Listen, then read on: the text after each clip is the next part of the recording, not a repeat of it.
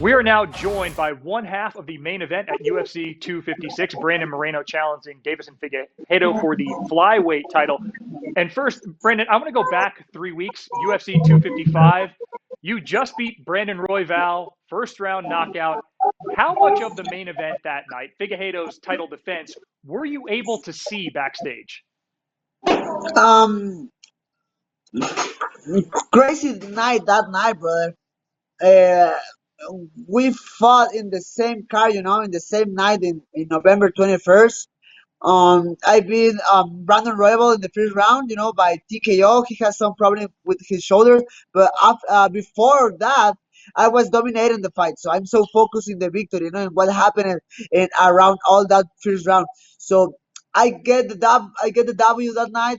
Then Figueredo get the W against Alex Perez, with his first title defense. Um, was Everything was literal, really, really fast. The fight was uh, a done deal. Maybe 10 minutes after the fight between Figueredo and Alex Perez.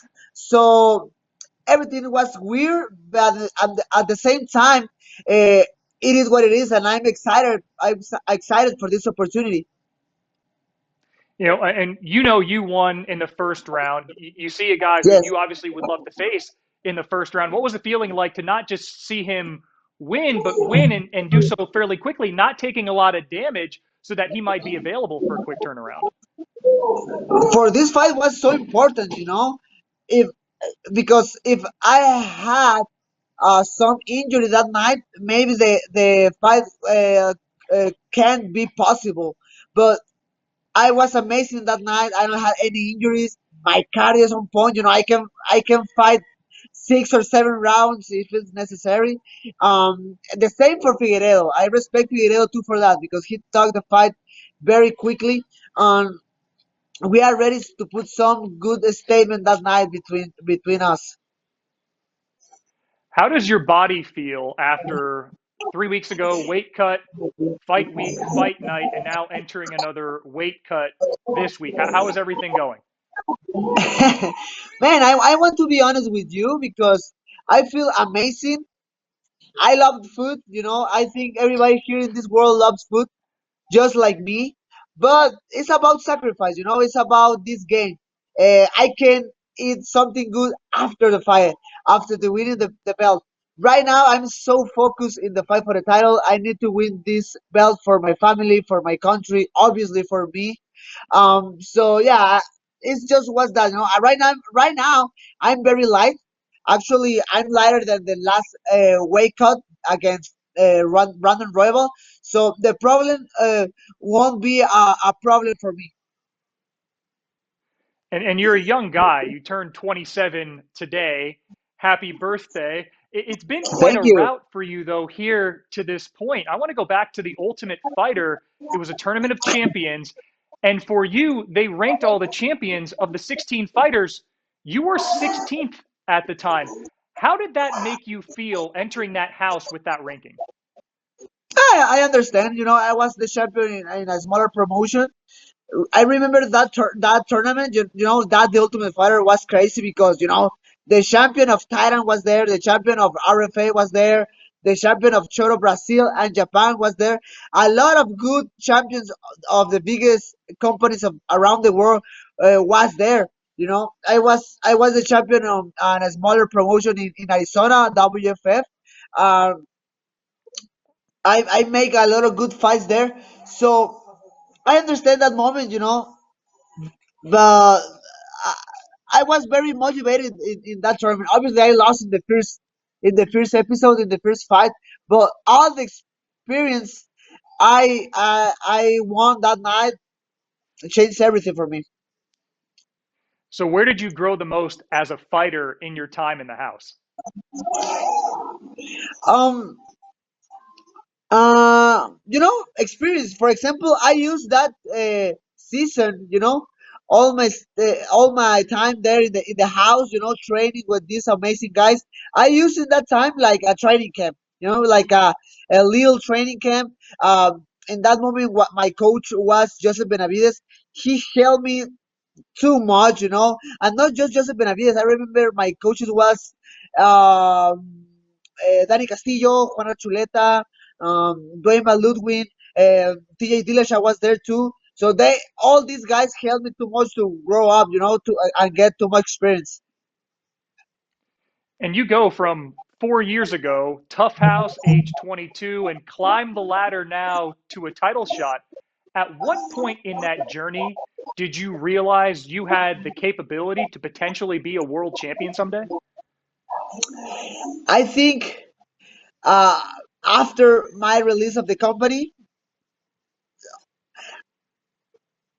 that moment was very bad for me.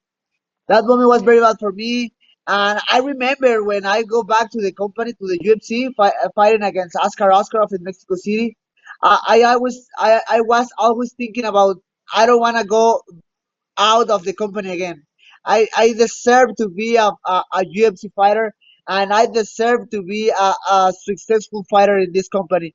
So I think in that moment, I knew I can do something big, something bigger than me in the UFC.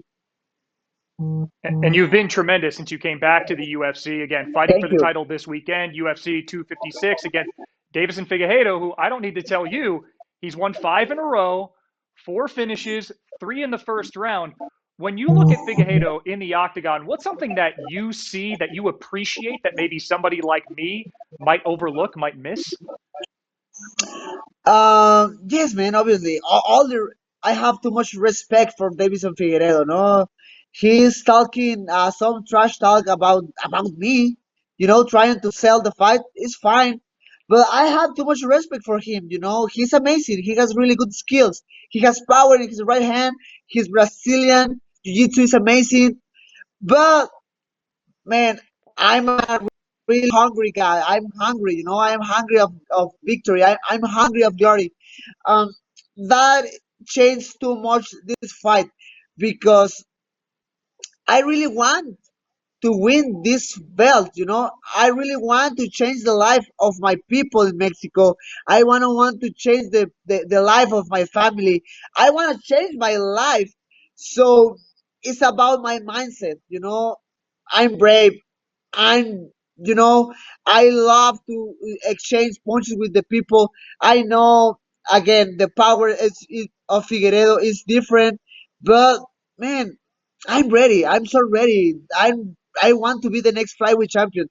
Really want to be the next flyweight champion of the UFC.